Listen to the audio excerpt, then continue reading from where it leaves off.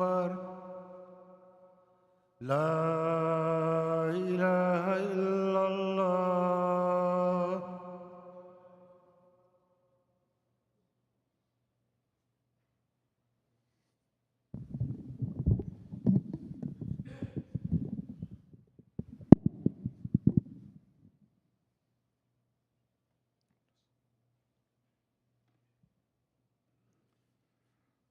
الحمد لله رب العالمين.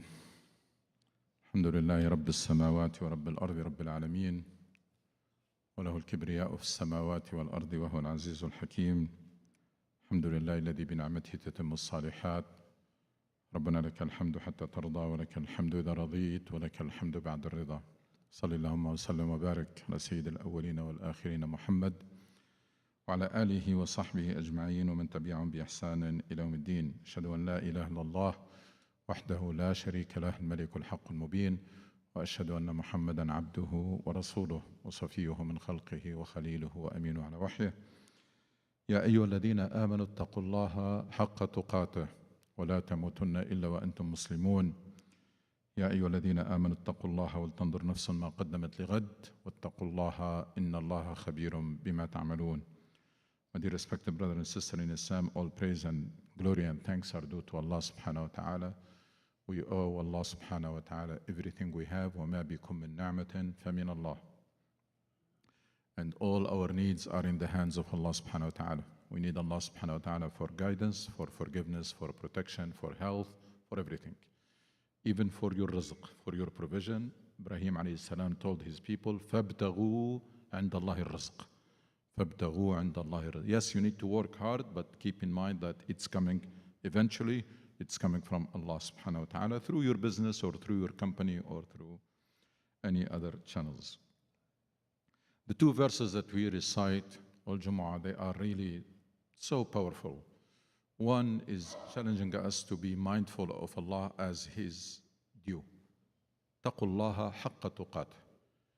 No matter how pious you are, no matter how close to Allah you are, no matter how good your character, your worship, you always have to keep pushing yourself. Why? To reach that standard, as is His due. حق تقاته. Which nobody will reach. We can only hope to get closer. We can only hope to get closer. But we should always try and never settle for anything. Always try to get closer. And the second verse, it's a very powerful. Always check what you have invested and saved with Allah. Let every soul check what you have prepared for tomorrow. Because in one moment, 1 second, everything that we care about in this life becomes useless. That's your children, and so they start dividing it. That's not yours anymore. The only thing that becomes important and yours is that account, the ones in which you invested and saved with Allah subhanahu wa ta'ala. That's the only thing that matters. Everything else that you have been busy with becomes irrelevant for you. So keep that in mind. وَلْتَنْظُرْ نَفْسٌ مَا قَدَّمَتْ وَمَا تُقَدِّمُوا لِأَنفُسِكُم مِّن خَيْرٍ تَجِدُوهُ عِندَ اللَّهِ. Whatever you send forth with Allah, you will find it. And it's going to be multiplied, inshallah. Dear respected brother and sister in Islam, we're continuing with the series that we started, in which we try to answer 3 fundamental questions that I believe should be the questions that should be in our mind all the time and in our discussions, so that our discussion does not become vain talk, tharthara, laghu, just talking. It's these fundamental questions. Why our situation does not change? Why?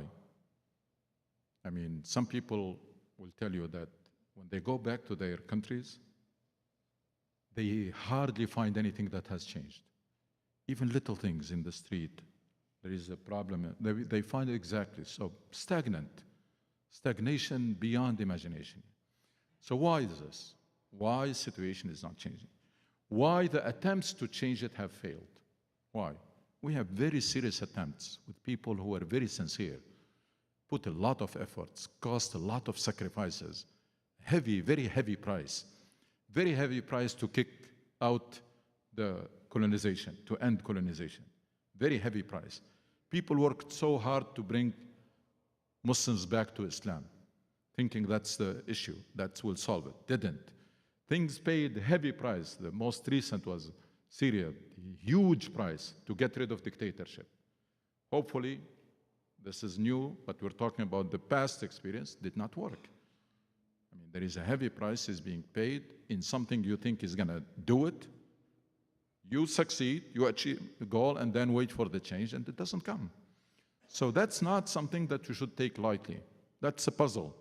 We have to, and then, of course, the main question, eventually, how we can make it work. How we can make it happen. I'm going to summarize quickly what we discussed so far in a couple minutes. One, we talked about the right approach for change. There are steps, there is approach, you apply it, recipe. You apply it, you can hope, inshallah, for change. You don't apply it, things are not going to change. Things do not work with wishes. This world is governed by rules, and these rules are not biased toward Muslims. These rules, they're going to apply to us, we like it or we don't like it. They apply to the Prophet, to the prophetic community, was defeated in the Battle of Uhud, and they were told that things are not going to be, you're not going to be victorious because you're Muslims. You violated certain rules, you pay the price. This is the language in Quran that was addressed to the prophetic community. Who are we to expect that things will work for us just like that? It's not. So this approach simply, one, proper diagnosis. Understand your reality beyond and deep understanding, in-depth understanding. Two, have the correct history, narration. Three, have the right vision, clear, inspiring vision. And if it for community and society, it has to be shared vision. It has to be said so that it can produce that unity and that mobilization. It's a compass that should guide you. Where are we heading? Why this is important? So that we can stop. We don't stop halfway. We don't celebrate and just by achieving the first goal. No.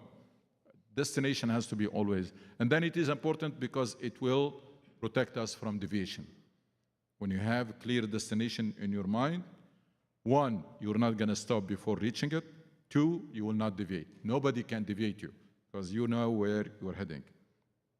Four, good, the right strategy and roadmap to get you there, because you may have all of this right, but you can take the wrong direction or the wrong route. You're not going to get there. So it needs a roadmap or strategy or plan. Five, execution, because all of this can be right. And then if you are lousy in execution, it's not going to happen. And then next is, while executing, documentation, assessment and evaluation, accountability, and flexibility to make adjustments. Documentation, and then assessment, regular taqeem. What went wrong, what went right, who did what, etc. Accountability, holding people accountable, those who take decisions, that's a responsibility. Nobody forced you to be leader. You chose to be leader, you take responsibility for your decision. You be held accountable. And then adjustments. Be flexible. If you find yourself in the wrong track, be ready to cut your losses or to make adjustments. Don't be stubborn. We have problems in all these departments. Make no mistake about it from the beginning. That's why things are not changing. We have problems in the diagnosis. We have the wrong reading of our history, very flawed historical narration. When it comes to the vision, we don't have a clear vision. That's why whenever we achieve something, we call it victory, and we celebrate and we become complacent, etc. Starting from superficial and partial diagnosis, that's why the treatment did not solve the problem, because the diagnosis was very superficial and partial. That diagnosis was based on a wrong historical narration that can be summarized in one sentence. Majority of Muslims, unfortunately, take it for granted that we have been in great shape and Islam has been in great shape until the collapse of the Ottoman Khilafah, which is totally wrong. Totally wrong, make no sense. very flawed, very contradictory. Why you collapsed? Why you became colonized overnight? Things do not happen overnight. So that historical narration, we just have to get rid of it. And we talked about the alternative. The alternative, how we lost our ways a long time ago, many centuries. It starts with something, unfortunately, an accident. It was designed like this. Nobody wanted like this, but Muslims, at certain point in time, they absorbed two superpowers, two empires in the span of few months, and they have no capacity to handle that, to manage. So we have that mismatch, because when you do that, there are people who come with conspiracy, there are people who will be hypocrites, and you have no capacity to manage this. So that mismatch put us in an exit. It went into civil war, fitna. It went after that into dynasty rule to stop the bloodshed, and that remained for 13 centuries, 12 centuries or more. And then it led to stopping ijtihad, because that type of ruling does not like the true Islam. They want Islam that is reduced and Islam that is superficial. So Islam was stripped from its sense of mission, of maqasid, and it is left this obsolete Islam that we have inherited. We need to accept, I believe, we need to accept this narration. Nothing wrong, it just happened. And we need to, once we accept it, and we accept that the true Islam was lost long time ago, alhamdulillah, it is still, we have the Quran preserved, so we can always extract a fresh understanding and relevant and inspiring understanding of Islam, but not the one that we inherited.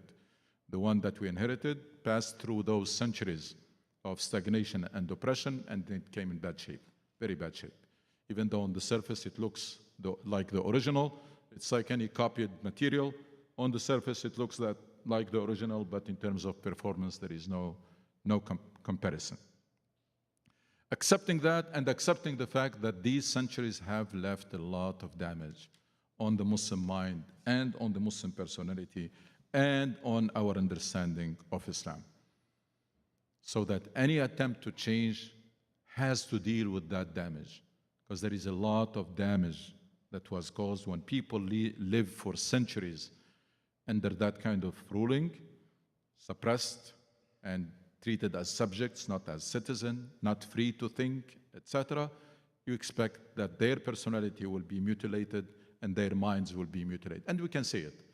We can see Muslims nowadays, they love denial. We love denial. We love excuses and justifying failure. We love to blame our failure on others. We love to call failure success. It's that lot of damage. We think we have this wishful thinking. We don't distinguish between what we dream of and the reality, so there is a confusion. It's called wishful thinking. Tafkir bit-tamanni. Inshallah, things will work out. We are in good shape, etc. So much damage there. And then, as I was talking before the Jummah, this idea of not accepting different opinion and not being able to have any fruitful discussion, because everybody is spokesperson of Islam. So if you disagree with them, you're kafir. Somebody is spokesperson of Palestine, you disagree with them on anything, then you are Zionist. Someone is spokesperson of Syrian revolutions, you disagree with them, then you are Bashar. It's terrible. It's terrible. We are in terrible shape, and we're going nowhere with this mindset of with us or against us. I can differ with you, and I'm better Muslim than you. That's very possible. I can differ with you on what's going on, and I'm caring much more than you about the Syrian revolution and its success. Even though I differ with you I can differ with you on some decisions, and I care about Palestine and Palestinian more than you. So nobody should appoint themselves spokesperson of anything. You just have an opinion. You are not guardian, and you're not spokesperson. That's one of the main damage that happened. Of course, in addition to the fact that we became so okay with dictatorship. It doesn't bother us anymore. Why? Because there is a whole fiqh behind it. There is a fiqh called حكم المتغلب شرعي. Fiqh that was built, and that everybody who impose themselves is legitimate. We have that fiqh, and we have a history. 13 centuries we're living under dictatorship. So it became normal. Very normal. So easy for someone to coup d'etat or come and impose themselves, and we are okay with it. Next day we go back to our work and we're happy, and then you'll find people who start praising and start turning the person into an idol, etc. So that's also another big damage that we really have to think as citizens and insist on this idea of justice and idea of transparency. We don't want to be ruled by anything else except the way the Khulafa al-Rashidin. And this time, it's only democratic system, otherwise it's a dictatorship. You can call it whatever you want. If these elements are not there, it is a dictatorship. Even if you tell me the best speeches in the world, if transparency is not there, accountability is not there, it is not by merit. People take position by merit, not by the tribe. If there is no leadership by consent, then it is not democracy. And if it is not democracy, then it is dictatorship. So that's one of the damage that, when it comes to the vision, we said that it is mentioned clearly in Quran, that you are an ummah that is expected to be a model community and leading community. You should never settle for anything less than that. Don't tell me because we made this achievement, we're good. We are better than yesterday, or we're better. There is another country that is worse than us, so we're good. As long as there is somebody behind us, then we are good. Or as long that we are better than, maybe yesterday was terrible. So if you are a little better than yesterday, it doesn't mean that we should keep that in mind. That we need, Allah subhanahu wa ta'ala will not be pleased with us unless we are trying to resume our role to be a model community and the leading community. Khayra ummah wa ummah wasat. That's the position, that's the place that Allah reserved for us.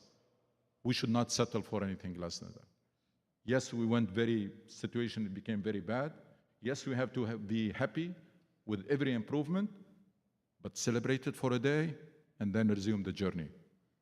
Next, it's always the next level, the next stage. That's it, this is gone. It's in the pocket, let's try to consolidate it, and then next. Keep doing that until we reach that place that Allah subhanahu wa ta'ala has reserved for us. So we talked about that historical narration, which I believe makes much more sense than the one that is prevalent.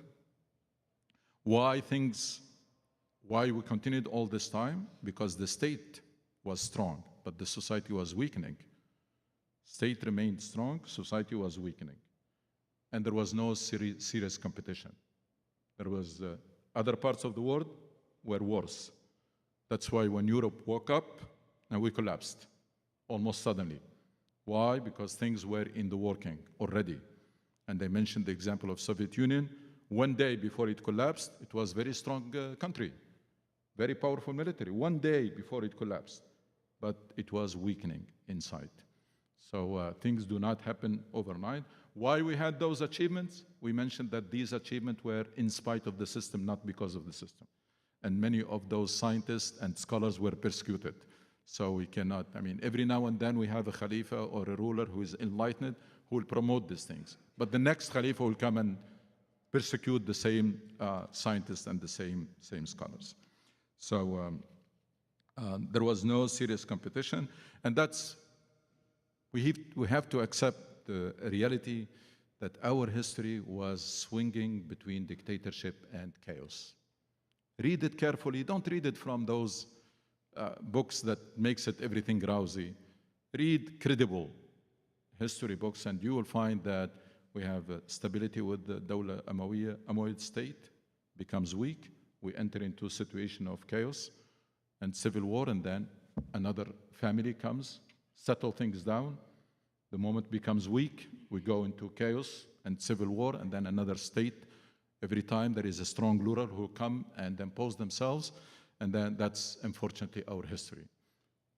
Since that moment of setback from the Khilafah al-Rashida, when we were way ahead of our time, when we established a system that is that the West discovered it and developed it only 12 centuries later. This democratic system was already implemented at that time. Shura, people choose their leader, they hold them accountable, transparency, you name it. So those centuries inflicted tremendous damage on the Muslim mind and Muslim personality. They enter our understanding of Islam, and then the true Islam was lost a long time ago. You know, nowadays people say that, for example, a country like Syria, let's take that as an example, it was a lot of damage was caused by the dictatorship that was gone. Why? Because it is a hukm aila. It's a dictatorship, that family ruling. But people do not pay attention that we accepted that for centuries. So what do you expect if 50 years have done so much damage in Syria, and the Syrian people and the Syria as a country? What do you expect 12th century to do to people? But it was hukm al-aila. So it was exactly the same. So just keep in mind, multiply those 50 years, the damage, tremendous damage, happened to every Muslim countries because of dictatorship that lasted for 20, 30, 40, 50 years. Imagine the same thing happened for 12 centuries. What kind of damage will be inflicted? So we need to find our way, because when you are lost, no matter how much you drive, no matter how much you move, you're not going to get, especially if you don't have a clear destination. The first thing when you lose your way, when you go into a wrong exit, is to find your way back so that you can resume your journey. We have to find that point, otherwise there is no point in moving or driving where we are still in a state of loss. We have to rediscover the true Islam that was lost. We have a great religion, very inspiring, very empowering, but it was damaged over the centuries. We have to go to find, to rediscover that true Islam. Any change, that's number two. Number three, any change that does not tackle the damage, it is bound to fail. Any change that does not tackle the damage that is inflicted on the Muslim minds and Muslim personality, it is bound to fail. Why? Because it's like a surgeon who will close the wound without cleaning it. There is no point. You're going to have to clean it before you can. And subhanAllah, now we have a rule. We have a golden rule. We all know it. We all say it. But unfortunately, we are trying to defy it or try to work around it. إِنَّ اللَّهَ لَا يُغَيِّرُ مَا بِقَوْمٍ حَتَّى يُغَيِّرُ مَا بِأَنفُسِهِمْ. I wish that we really master this verse. Allah will not change the conditions of people until themselves change. Until they start thinking differently, behaving differently, then their conditions will change. Time and again, we have been trying to change our conditions, but without ourselves changing. We want to get better results, but with the same mindset, with the same behavior, with the same everything. Never worked and never will. So let's work with the follow. There is a condition. Quran is putting a condition. Your situation and condition will change only when you do. So don't try to change them with the same mindset and the same behavior, because Quran tells you that's not going to work. إِنَّ اللَّهَ لَا يُغَيِّرُ مَا بِقَوْمٍ حَتَّى يُغَيِّرُ مَا بِأَنفُسِهِمْ. There is a golden saying, I think it was made by Einstein, that you cannot change a situation or fix a problem with the same mindset that created it. You can't. There is a mindset that created the problem. You're coming with the same mindset to fix it, it's not going to happen. And that's again something that we're trying. It is about time to accept that unless we start thinking differently, unless our understanding of the deen changes, unless our understanding of life changes, thinking differently, behave differently, your conditions will change. Without that, you are wasting your time. Damage, as I mentioned, the way you are thinking, the behavior. We all know Unfortunately, that Muslim societies are not really in good shape, even in akhlaq, even in manners and interaction. We are not in the best of shapes. In addition to the lack of sense of mission, people have very low aspirations, very low ambitions, limited ambitions. As soon as we achieve something, that's it. We think that mission accomplished, we are already there. In addition to wishful thinking, in addition to become so emotional that one speech or part of speech or one sentence will take us in this route, another sentence will take us in a different route. So fragile intellectually and emotionally that we can easily be fooled and deceived. Anybody can tell us a couple of things and then they make us go right or left or north or south. Mental fragility, emotional fragilities, etc. In addition to this idea of making dictatorship legitimate, that's something we have to get rid of it. Even if the dictator is your brother, is from your party, from your tribe, you have to reject it because it is bad. So it is not, it depends. No, it does not depend. And don't say that it's okay to accept dictatorship as long as we have a reasonable life. No, it should be rejected. Dictatorship and corruption and injustice should be rejected, and that's not optional. So it is not like as long if the dictatorship is from my party or from my people or from my sect, then it is okay. No. And if they leave us some room, if they're not really very brutal, they leave me alone, I can live, I can get a reasonable salary and live, then I can live with it. No, we cannot, we should not. Allah subhanahu wa ta'ala will not be pleased with us if we accept injustice. Quran praises those who reject injustice.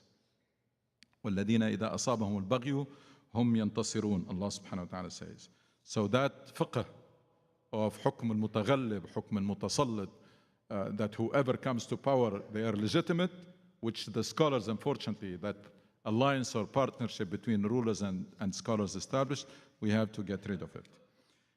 Believe it or not, if we rediscover the true Islam and embraced as a mission, a lot of things will be fixed and fall in place. Because this deen, the true Islam, produced great success stories in the worst conditions that you can think of. And we are in much better conditions nowadays compared to the people in Mecca and in the Arabian Peninsula at that time. Poor, short in numbers, in resources, tribal societies in the desert, very unfavorable conditions. We are in much better situation nowadays. That same Islam can produce great success stories and can make a lot of these scattered pieces of the puzzle fall in place. We need to do that, and we need to resume ijtihad and free our minds. The Muslim minds nowadays are crippled. Why crippled? Because there is intimidation. Because as I mentioned, you dare to disagree, you're kafir. You dare to disagree, you are a traitor. So people they don't even want to think. It's easier to go with the flow.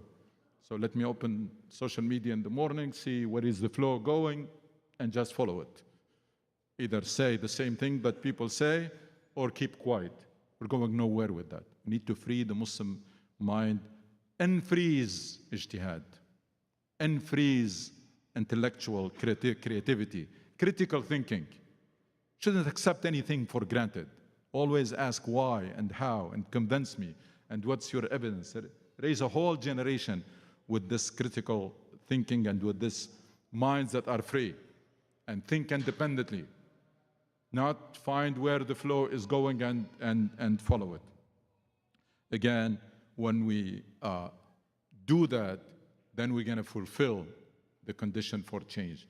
إِنَّ اللَّهَ لَا يُغَيِّرُ مَا بِقَوْمٍ حَتَّى يُغَيِّرُوا مَا بِأَنفُسِهِمْ. Allah will not change the condition of people until they change themselves. Change our thinking, change our understanding of Islam. Stop trying to change the conditions without us changing. Never worked, never will. So there is no point in trying it. The verse tells us this. So jumping to change the conditions with the same thinking and the same, it's not going to work. That's what the Quran says. When you build, you don't start from the roof, start from the foundations. So that's why every time you start from the roof, it collapses. You need to start from the foundation. The other issues that we need to address is that, again, as I mentioned earlier, if it was not for that setback, just let's use our imagination.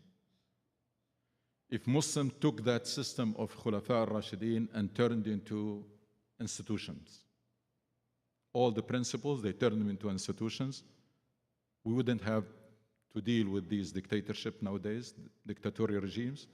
We didn't have to have those centuries of oppression and stagnation and dictatorship. We were probably in a very different situation by now if it was not for that setback. It's never too late. It took humanity 12 centuries to develop a system that was already there. This democratic system that was developed was already implemented in the early days of Islam, but it needed to institutionalize. Instead of institutionalizing it, we relapse into the dynasty rule and the family rule. The question that we won't have time to address it today, but inshallah we'll address next time, is why the West and Europe, who found themselves in the same situation or worse. In the 16th century and 17th, they were in much worse situation. Why they were able to succeed in their renaissance and we were not. Why they were able to change their situation completely and to start the scientific revolution and now the huge and widening gap between us and not. That's a question that inshallah maybe we'll start it today and continue next time. وَتُوبُ إِلَى اللَّهِ إِنَّهُ غَفُورٌ رَحِيمٌ.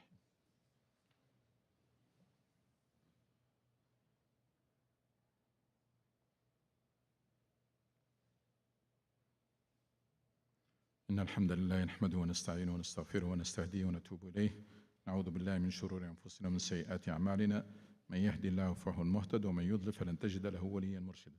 My dear respected brother and sister in Islam, Europe and the West in the 16th, 17th centuries, they were in a terrible situation.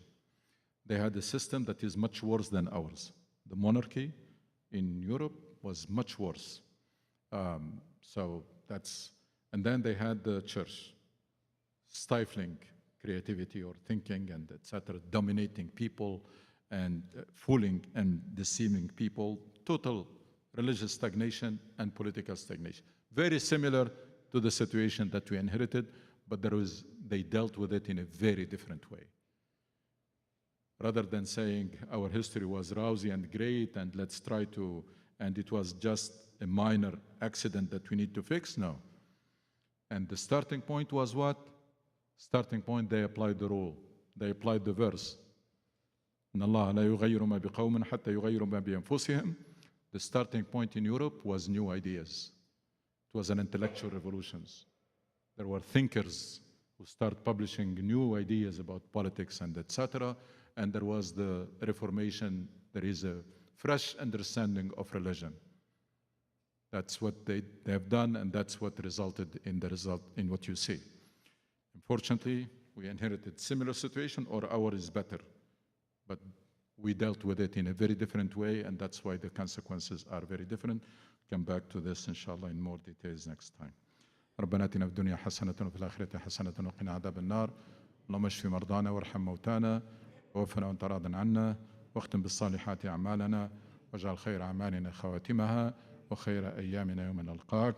ربنا ارحم والدينا كما ربونا صغارا وارحم موتانا وجميع موتى المسلمين. لا إله إلا أنت سبحانك إنا كنا من الظالمين. صل اللهم على سيدنا محمد وأقم الصلاة.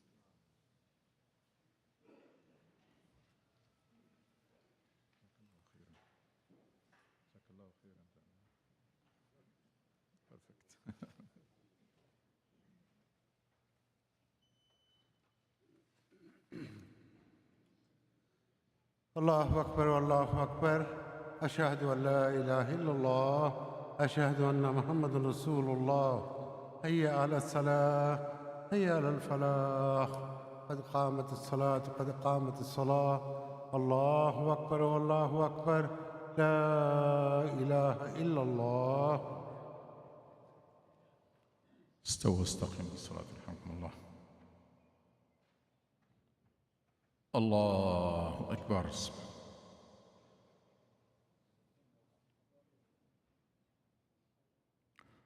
بسم الله الرحمن الرحيم. الحمد لله رب العالمين، الرحمن الرحيم، مالك يوم الدين. إياك نعبد وإياك نستعين. اهدنا الصراط المستقيم، صراط الذين أنعمت عليهم غير المغضوب عليهم ولا الضالين.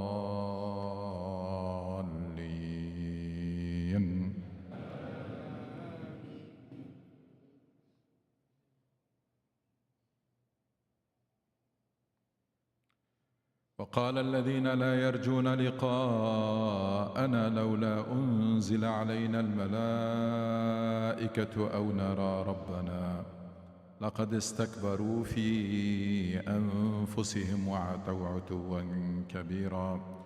يوم يرون الملائكة لا بشرى يومئذ للمجرمين ويقولون حجرا محجورا. وقدمنا إلى ما عملوا من عمل فجعلناه هباء منثورا. أصحاب الجنة خير يومئذ مستقرا وأحسن مقيلا.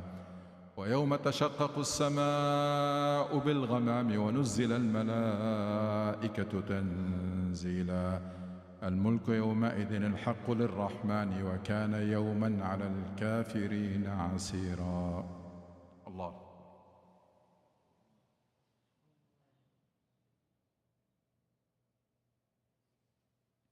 سمع الله لمن حمده.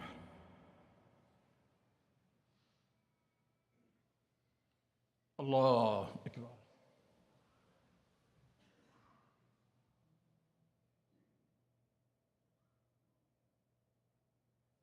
الله أكبر.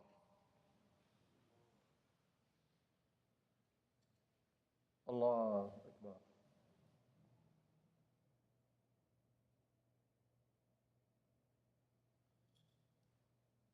الله أكبر. بسم الله الرحمن الرحيم. الحمد لله رب العالمين، الرحمن الرحيم، مالك يوم الدين. إياك نعبد وإياك نستعين. اهدنا الصراط المستقيم، صراط الذين أنعمت عليهم غير المغضوب عليهم ولا الضالين.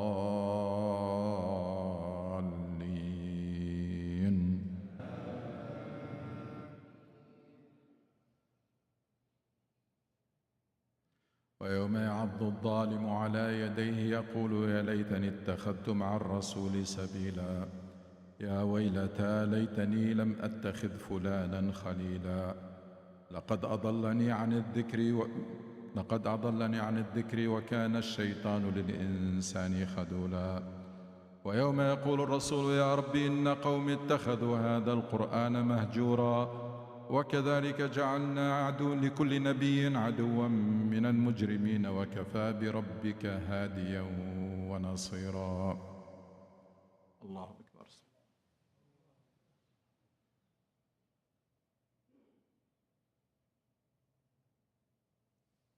سمع الله لمن حمده. الله أكبر.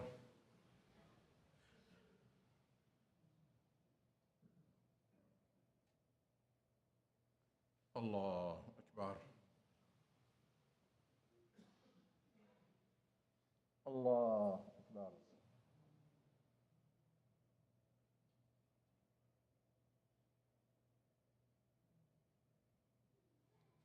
الله أكبر.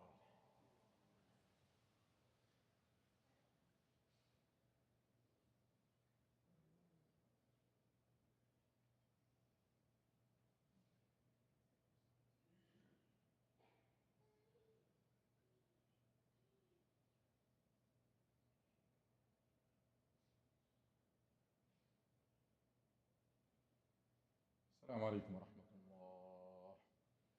السلام عليكم ورحمة الله. Assalamu alaikum. Just two quick announcements. Number one, if you did not donate, please do so. Wow, this water is coming all the way here. If you do not donate, please do so. Number two, remember Nikah Salam is still on. Register if you did not register. It's once a month, the last Sunday of every month. If you have somebody who needs it, please make sure they register. Lastly, to thank the Khatib for a wonderful khutbah and thank everybody for coming. Remember, it is raining outside. Please be very, very careful the way you drive and always make sure you go right. There is no left turn. Jazakum Allah khair.